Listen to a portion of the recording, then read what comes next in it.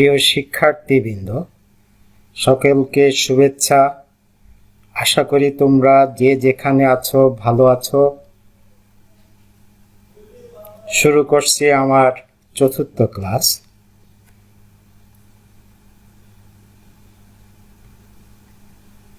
সকলকে স্বাগতম।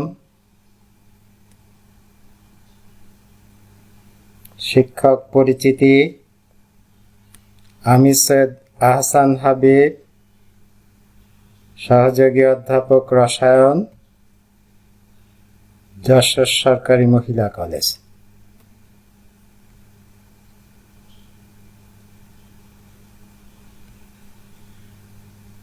পাঠ পরিচিতি,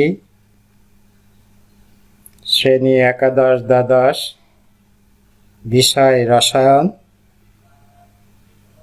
অধ্যায় গুণগত রসায়ন, বিষয়বস্তু পরমাণুর গঠন, ইংরেজিতে অ্যাটমিক স্ট্রাকচার। প্রিয় শিক্ষার্থী, এই পাঠ শেষে তোমরা কোয়ান্টাম সংখ্যার প্রয়োগ সম্পর্কে জানতে পারবে, পলির বর্জন নীতি সম্পর্কে জানতে পারবে,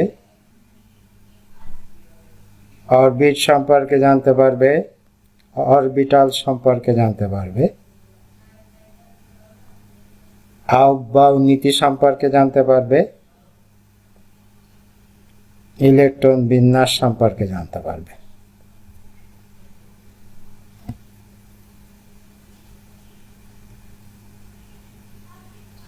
প্রিয় শিক্ষার্থীবৃন্দ,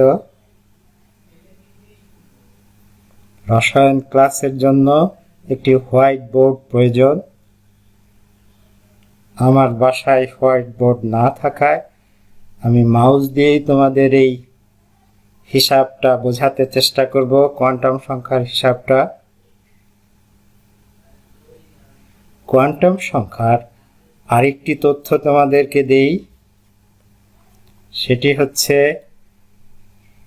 প্রধান কোয়ান্টাম সংখ্যা আবিষ্কার করে নিলস বোর। প্রধান কোয়ান্টাম সংখ্যাকে m দ্বারা প্রকাশ করা হয়। সহকারী কোয়ান্টাম সংখ্যা এটি আবিষ্কার করে সমারফিল্ড। ম্যাগনেটিক কোয়ান্টাম সংখ্যা এটি আবিষ্কার করে জিম্যান, এবং স্পিন কোয়ান্টাম সংখ্যা এটি আবিষ্কার করে উলেনবেক ও গুল্ড স্মিথ।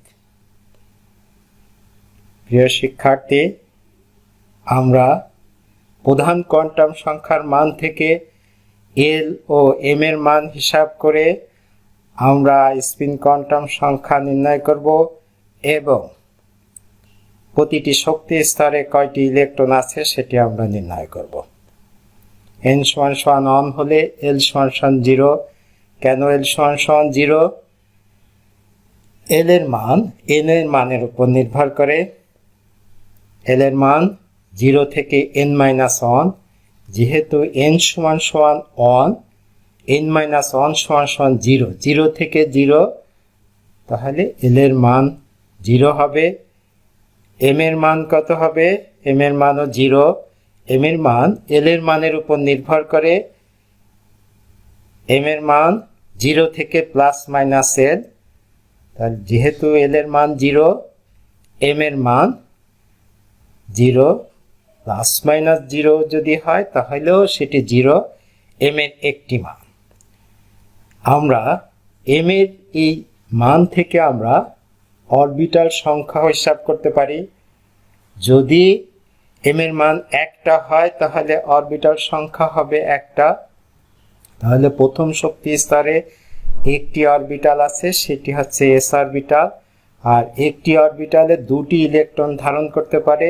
একটি ইলেকট্রনের স্পিন কোয়ান্টাম সংখ্যা হবে +12, অপর ইলেকট্রনের স্পিন কোয়ান্টাম সংখ্যা হবে -12।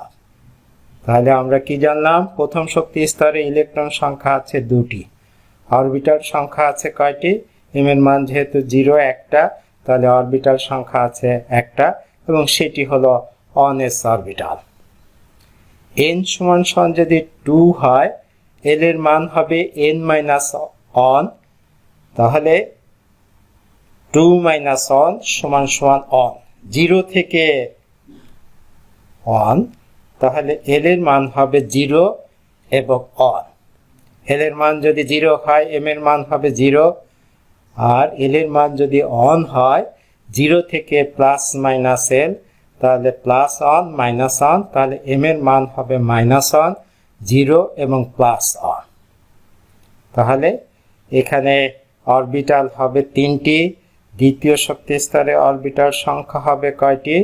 অরবিটাল সংখ্যা হবে 4টি। স্পিন কোয়ান্টাম সংখ্যা দুটি ইলেকট্রনের জন্য হবে একটি প্লাস হাফ মাইনাস হাফ। 3টি অরবিটালের 2টি করে ইলেকট্রন আছে, একটিতে হবে হচ্ছে প্লাস হাফ, অপরটিতে মাইনাস হাফ। এভাবে 3 দুগুণী 6টা ইলেকট্রন আছে। দ্বিতীয় শক্তি স্তরে ইলেকট্রন সংখ্যা হচ্ছে 2 যোগ 6 সমান সমান 8, অথবা 2 প্লাস 6 সমান সমান 8। এখন আমরা তৃতীয় শক্তি স্তরে এল ও এম হিসাব করব এবং স্পিন কোয়ান্টাম সংখ্যা হিসাব করে আমরা ইলেকট্রন সংখ্যা হিসাব করব। এন এর মান যদি 3 হয় এল এর মান হবে n-1, তাহলে 2 হলো 0 থেকে 2, তার অর্থ হচ্ছে একটি হবে 0, একটি হবে 1, আর একটি হবে 2। আমরা এটাও জানি এল এর মান 0 হলে সেটি হবে s অরবিটাল, 1 হলে হবে p অরবিটাল, 2 হলে সেটি হবে d অরবিটাল। তাহলে তৃতীয় শক্তি স্তরে কি কি ধরনের অরবিটাল আছে? s অরবিটাল, p অরবিটাল এবং d অরবিটাল। এল এর মান যদি 0 হয় এম এর মান 0 হবে, এল এর মান যদি 1 হয় এম এর মান হবে -1, 0 প্লাস 1। এল এর মান যদি 2 হয় তাহলে 0 থেকে প্লাস মাইনাস 2, তাহলে কত হবে? -2, -1, 0 প্লাস 1 এবং প্লাস 2। স্পিন কোয়ান্টাম সংখ্যা m সমান 0 অরবিটাল আছে একটি, তার স্পিন কোয়ান্টাম সংখ্যা 2টি ইলেকট্রনের, একটি ইলেকট্রনের প্লাস হাফ, অপর ইলেকট্রনের মাইনাস হাফ। m এর মান যখন 3টা তখন অরবিটাল হবে 3টা, তাহলে প্রতিটি অরবিটালে 2টি করে ইলেকট্রন আছে এবং সেটির প্রত্যেকটি ইলেকট্রনের একটির হবে প্লাস হাফ, অপরটির হবে মাইনাস হাফ। তাহলে s অরবিটালে কয়টি ইলেকট্রন আছে? 2টি। p অরবিটালে ইলেকট্রন আছে কয়টি? 6টি। এবং d অরবিটালে m এর মান 5টি, তাহলে সেখানে অরবিটাল আছে 5টি d অরবিটাল আছে। তাহলে প্রতিটি d অরবিটালে 2টি করে ইলেকট্রন আছে, প্রতি 2টি ইলেকট্রনের একটি ইলেকট্রনের স্পিন কোয়ান্টাম সংখ্যার মান হলো প্লাস হাফ, অপর ইলেকট্রনের স্পিন কোয়ান্টাম সংখ্যার হবে মাইনাস হাফ। তাহলে ডি অরবিটালে কয়টি ইলেকট্রন আছে? 10টি ইলেকট্রন আছে। তৃতীয় শক্তি স্তরে মোট অরবিটাল সংখ্যা কয়টি? তৃতীয় শক্তি স্তরে মোট অরবিটাল সংখ্যা হবে 0, তার মানে একটি, -1, 0 প্লাস 1, তাহলে 3টি, 3 আর 1 4, আর এখানে হচ্ছে -2, -1, 0 প্লাস 1 প্লাস 2, 5। তাহলে তৃতীয় শক্তি স্তরে অরবিটাল সংখ্যা হচ্ছে 9টি। ইলেকট্রন সংখ্যা কয়টি? 18টি। এভাবে আমরা n সমান 3, পরে n সমান 4, এটি থেকেও এল এবং এম এর মান হিসাব করে অরবিটাল সংখ্যা এবং ইলেকট্রন সংখ্যা আমরা হিসাব করতে পারবো। এই এক্সাম্পল অফ কোয়ান্টাম নাম্বার যদি বুঝি তাহলে আমরা প্রয়োগমূলক প্রশ্ন এখান থেকে আসলে আমরা সেটি নির্ণয় করতে পারবো, অরবিটাল সংখ্যা এবং ইলেকট্রন সংখ্যা। প্রিয় শিক্ষার্থীবৃন্দ, আমরা কোয়ান্টাম সংখ্যার আরও একটি প্রয়োগ দেখব, সেটি হচ্ছে পলির বর্জন নীতি। পলির বর্জন নীতিটা কি আমরা সেটি একটু দেখে নেই। কোনো পরমাণুর একটি অরবিটালে 2টি ইলেকট্রনের 4টি কোয়ান্টাম সংখ্যার মান কখনো 1 হতে পারে না, অর্থাৎ প্রথম 3টি কোয়ান্টাম সংখ্যার মান 1 হলেও চতুর্থটি অর্থাৎ স্পিন কোয়ান্টাম সংখ্যার মান ভিন্ন হবে। আমরা একটি পরমাণুর উদাহরণ নেই, সেটি হচ্ছে হিলিয়াম পরমাণু। হিলিয়াম পরমাণুতে 2টি ইলেকট্রন আছে। তোমরা নবম শ্রেণীতে ইলেকট্রন বিন্যাস জানো।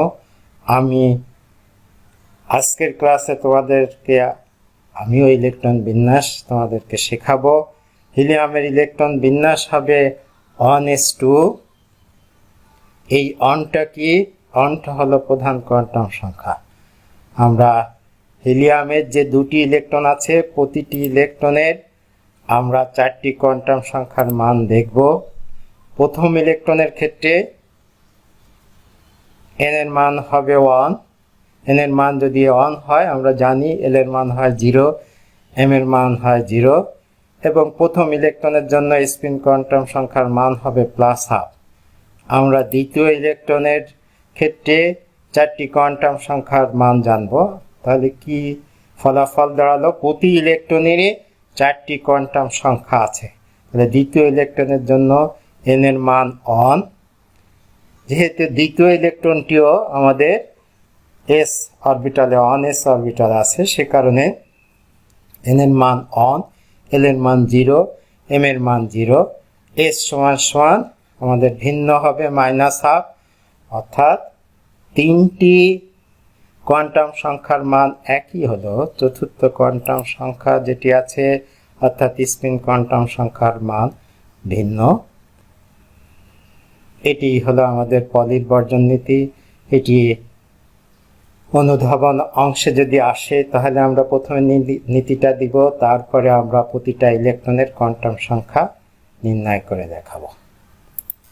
প্রিয় শিক্ষার্থীবৃন্দ, আমরা এখন অরবিট সম্পর্কে জানব।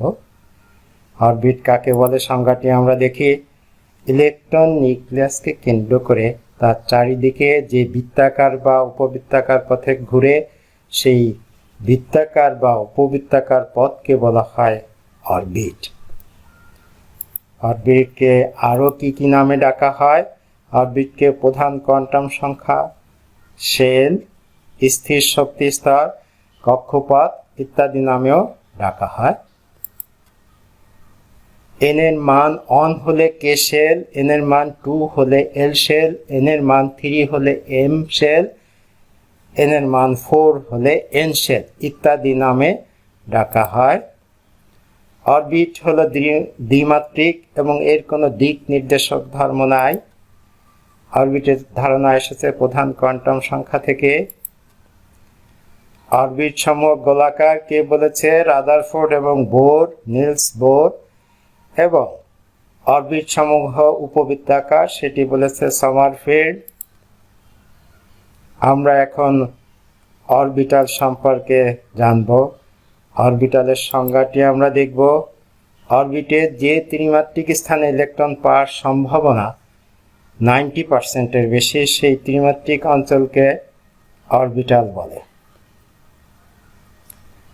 অরবিট এবং অরবিটাল, এটি আমরা বাস্তবে একটি উদাহরণ দিয়ে দেখাতে পারি। ধরো, একাদশ শ্রেণীর ছাত্রী মৌলি যশোর সরকারি মহিলা কলেজ হোস্টেলে থাকে। হোস্টেল থেকে সে রসায়ন ক্লাসে আসে। হোস্টেল থেকে রসায়ন ক্লাস, এটি হলো অরবিট। রসায়ন ক্লাসে সে মাত্র 45 মিনিট থাকে, বেশিরভাগ সময় সে হোস্টেলে থাকে। তাহলে হোস্টেলটা হবে অরবিটাল। আমরা অরবিটালের আরো কিছু তথ্য আমরা জানি। অরবিটকে এস পি ডি এফ ছোট হাতের প্রতীক দিয়ে প্রকাশ করা হয় অরবিটালকে। শুধুমাত্র এস অরবিটালের কোনো দিক ধর্ম নাই, অন্য অরবিটাল পি ডি এফ এর দিক ধর্ম আছে। অরবিটাল সমূহ ত্রিমাত্রিক। অরবিটালের ধারণা এসেছে সহকারী কোয়ান্টাম সংখ্যা থেকে।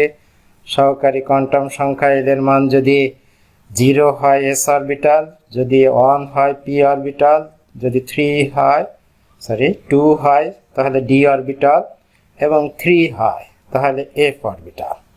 অর্থাৎ অরবিটালের ধারণা এসেছে সহকারী কোয়ান্টাম সংখ্যা থেকে।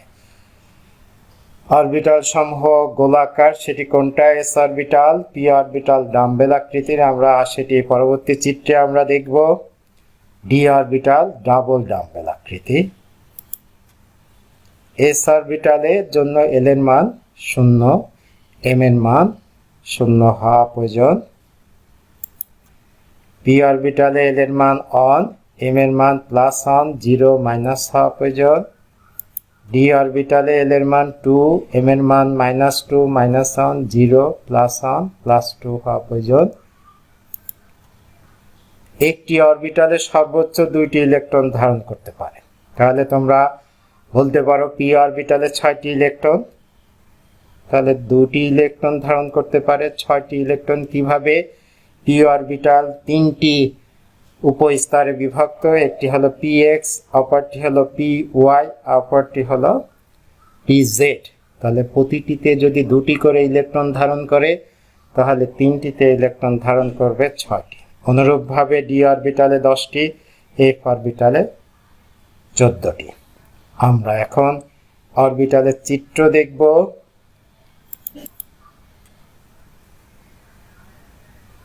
বিভিন্ন অরবিটালের চিত্র। এটি হলো এস অরবিটাল, এটি পি অরবিটাল, একটি হচ্ছে px, একটা py, অপরটি হচ্ছে pz। অনুরূপভাবে এটি হলো ডি অরবিটাল, এস, পি এবং ডি। এটির চিত্র তোমাদের বইগুলিতে আছে, সিলেবাসে এই 3টি তোমাদের অন্তর্ভুক্ত। এফ অরবিটালটি তোমাদের সিলেবাসভুক্ত নয়। অনেকে তোমরা আমার কাছে এফ অরবিটালটি কিরূপ শ্রেণীকক্ষে জিজ্ঞেস করো, সে কারণে আমি এফ অরবিটালের চিত্রটি শুধুমাত্র তোমাদের দেখার জন্য আমি এখানে উপস্থাপন করলাম। প্রিয় শিক্ষার্থীবৃন্দ, আমরা এখন আহ্বায়ক নীতি দেখব। আহ্বায়ক নীতি কি কাজে প্রয়োজন হয়? এটি ইলেকট্রন বিন্যাস করার জন্য প্রয়োজন হয়। নীতিটা কি? ইলেকট্রন সর্বপ্রথম সর্বনিম্ন অরবিটালে প্রবেশ করে, তারপরে ক্রমান্বয়ে উচ্চ শক্তির অরবিটালে প্রবেশ করে। আহ্বায়ক কোনো বিজ্ঞানীর নাম নয়, এটি একটি জার্মান শব্দ, যার ইংরেজি বিল্ডিং আপ, বাংলা হলো নির্মাণ করা। একটি বিল্ডিং তৈরি করার জন্য যেমন প্রথমে একতলা, তারপরে দোতলা, তারপরে 3তলা, এভাবে তৈরি করা হয়। একতলা নির্মাণ না করে যেমন দোতলা তৈরি করা যায় না, অনুরূপভাবে প্রথমে নিম্ন শক্তি স্তরে ইলেকট্রন প্রবেশ করে, তারপর ধারাবাহিকভাবে বা ক্রমান্বয়ে উচ্চ শক্তি স্তরে ইলেকট্রন প্রবেশ করে। আমরা n+lটা কি সেটি একটু দেখে নেই। n হলো প্রধান কোয়ান্টাম সংখ্যা। আমরা যে কোয়ান্টাম সংখ্যা তোমাদের শেখাচ্ছি সেটি n হচ্ছে প্রধান কোয়ান্টাম সংখ্যা, l হলো সহকারী কোয়ান্টাম সংখ্যা। কোনটি উচ্চ শক্তি কোনটি নিম্ন শক্তি সেটি আমরা n+l নির্ণয় করে সেটি নির্ধারণ করতে পারি। n+l এর মান যদি ছোট হয়, ইলেকট্রন সেই অরবিটালে আগে প্রবেশ করে। n+l এর মান যদি বড় হয়, তাহলে ইলেকট্রন পরে প্রবেশ করে। যদি n+l এর মান সমান হয়ে যায়, তাহলে প্রধান কোয়ান্টাম সংখ্যা বা n এর মান যার ছোট, ইলেকট্রন সেই অরবিটালে আগে প্রবেশ করবে। আমরা শক্তি স্তরে এটা বোঝাতে চেষ্টা করব। প্রিয় শিক্ষার্থী, আমরা এখন শক্তি স্তরের বিন্যাস দেখব।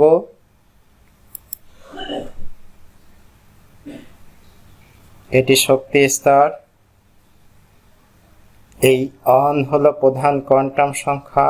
এস এর সাথে বা পি এর সাথে যে বা ডি এর সাথে বা এফ এর সাথে যে সংখ্যাগুলি আছে এটি প্রধান কোয়ান্টাম সংখ্যা।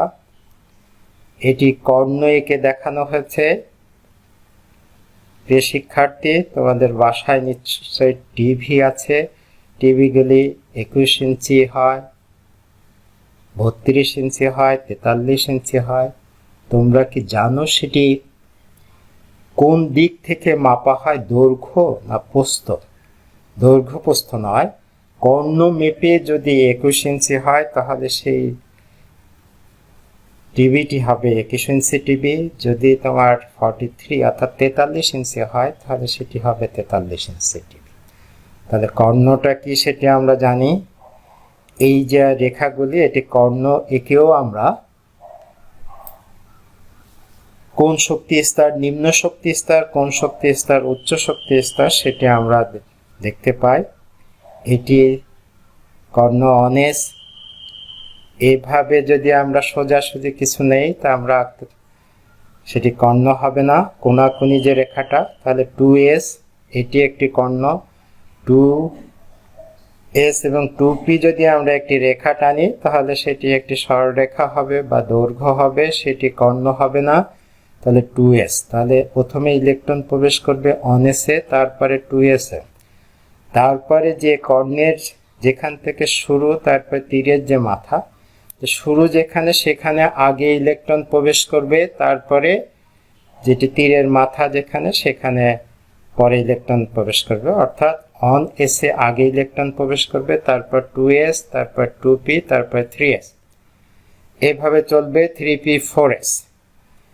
4s এবং 3d, দেখো প্রধান কোয়ান্টাম সংখ্যা 4 এর বেশি হওয়ার পরেও আমাদের প্রথমে ইলেকট্রন প্রবেশ করবে 4s এ, তারপরে 3d তে। কেন? এখানে যদি n প্লাস l হিসাব করি তাহলে আমরা দেখব এখানে n প্লাস l এর মান কত। n এর মান হচ্ছে 4, s অরবিটালের জন্য l এর মান 0, তাহলে 4 প্লাস 0 4s এর জন্য সেটি হবে হচ্ছে 4।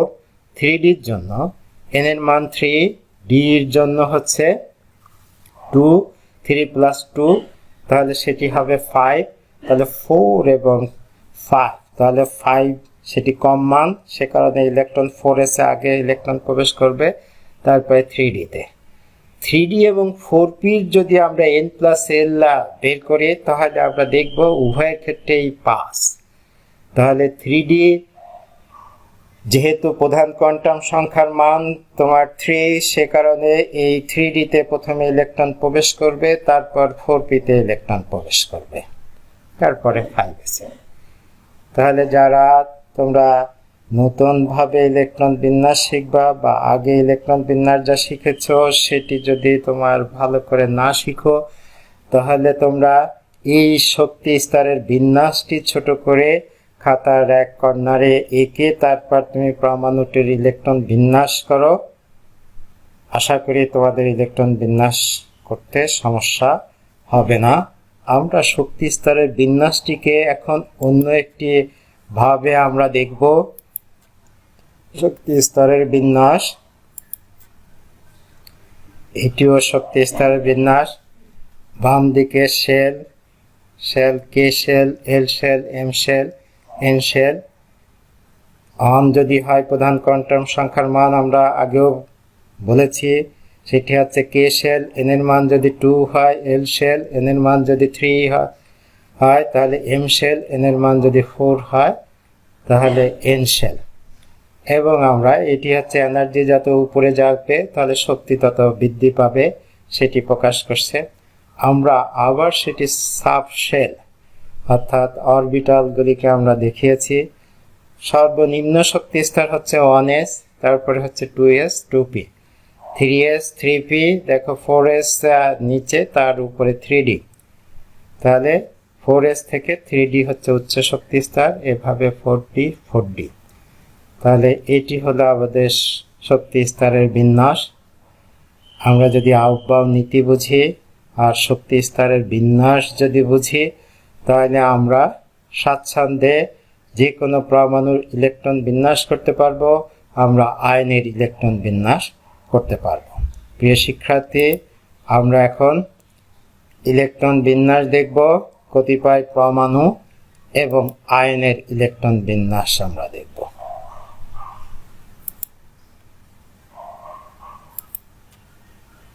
নাইট্রোজেন পরমাণু, ফসফরাস পরমাণু, scandium, chromium, copper, iron 2+, iron 3+।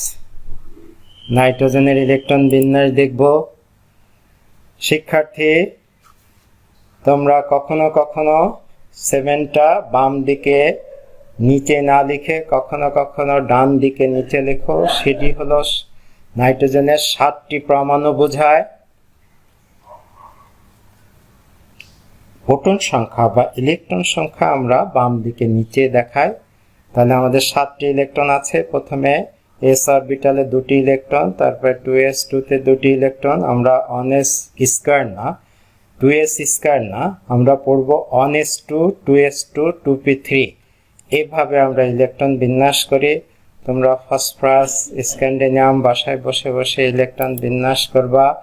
আমরা ক্রোমিয়ামের ইলেকট্রন বিন্যাস আমরা যদি করি, তাহলে আমরা জানি 4s এবং 3d এর মধ্যে 3d হচ্ছে উচ্চ শক্তি, 4s হচ্ছে নিম্ন শক্তি। কিন্তু এখানে 4s কে আমরা একটি ইলেকট্রন আমরা দিয়েছি, কিন্তু 3d তে 5টা ইলেকট্রন দিয়েছি। এটির কারণটি কি?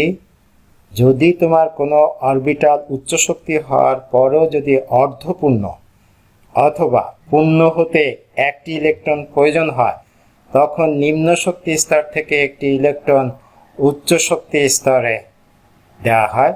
এইখানে যদি আমরা 2 লিখি, এখানে 4 লিখি, তাহলে সেই ইলেকট্রন বিন্যাসটি আমাদের ভুল হবে।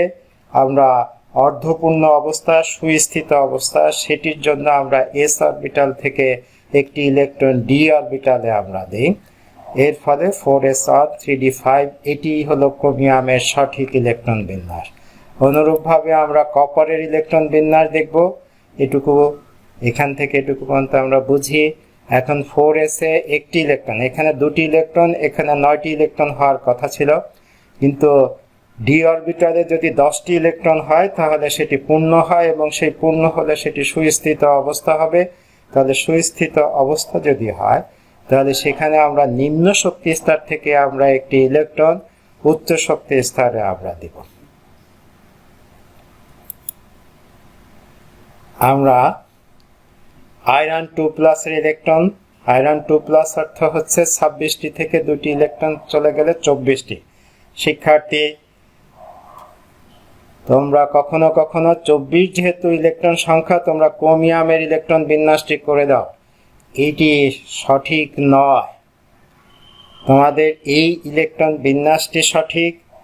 4s0 এটি না দিলেও শুধু 3d6 পর্যন্ত লিখে দিলেও হবে। আমি লাল কালার দিয়ে তোমাদেরকে 4s0 এটি না লিখলেও চলবে।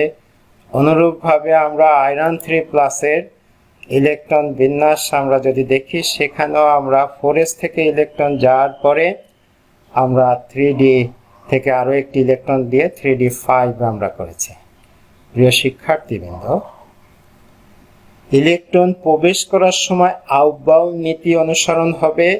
ইলেকট্রন যখন ত্যাগ হবে তখন তোমার বহিস্থ স্তর থেকে ইলেকট্রন যাবে।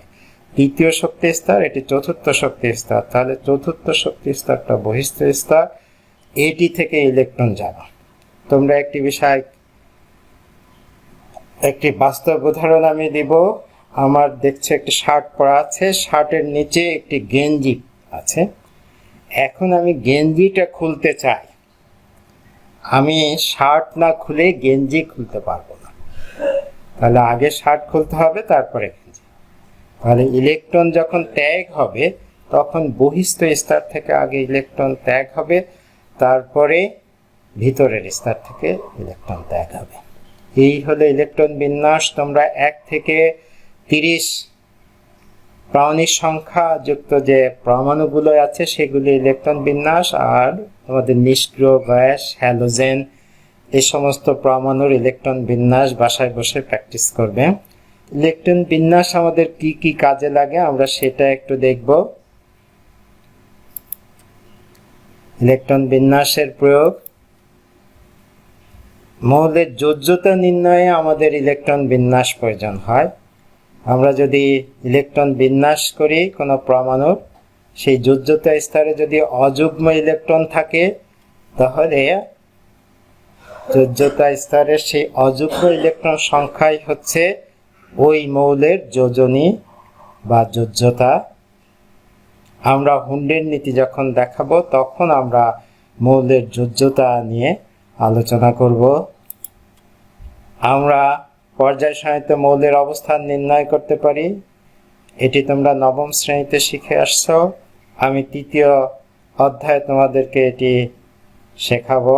একাদশ দ্বাদশ শ্রেণীর শিক্ষার্থীরা, তোমাদের তৃতীয় অধ্যায় পর্যায়বৃত্ত ধর্ম আছে, সেখানে পর্যায় সারণীতে মৌলের অবস্থান ইলেকট্রন বিন্যাস থেকে নির্ণয় করা যায়, সেটি আমরা পরবর্তীতে দেখাবো।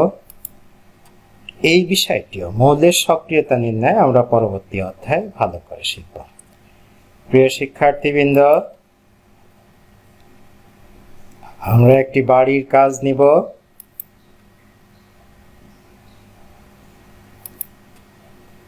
এটি তোমরা দেখে বলবা যে স্যার এটি তো বোরের পরমাণু মডেল।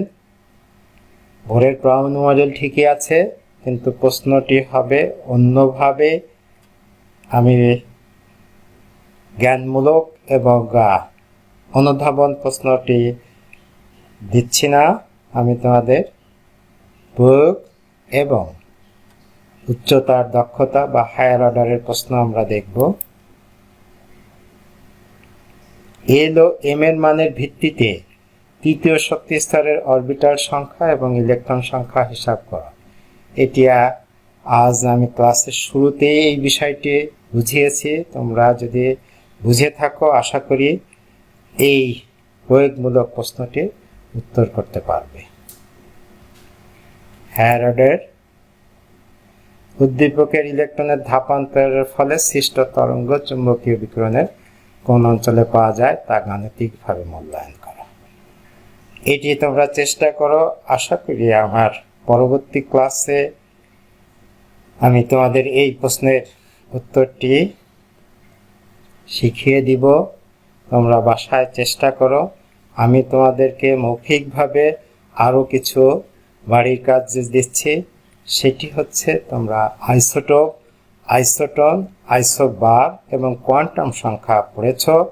আইসোটোপ, আইসোটন, আইসোবার এবং কোয়ান্টাম সংখ্যার সাথে সম্পর্কিত যত তোমার এমসিকিউ প্রশ্ন আছে, তোমাদের যার যে বই আছে সেই বইয়ে যে অনুশীলনী আছে সেখান থেকে তোমরা প্রশ্নগুলি দেখবা। আশা করি যদি তোমরা বুঝে থাকো তাহলে সেই এমসিকিউ প্রশ্নগুলি তোমরা অ্যান্সার করতে পারবে।